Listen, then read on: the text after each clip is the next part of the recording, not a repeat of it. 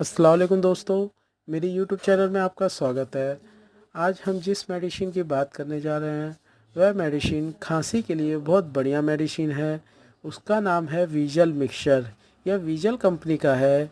इसमें कई प्रकार की होम्योपैथिक मेडिसिन मिली हुई है जो कि सांस फूलना, खांसी आना, गले में बलगम होना, उसके लिए यह मेडिसिन बहुत बढ़िया मेडिसिन है। इसकी एमआरपी 260 रुपये है। ये आपको कहीं भी होम्योपैथिक मेडिसिन की दुकान पे मिल जाएगी।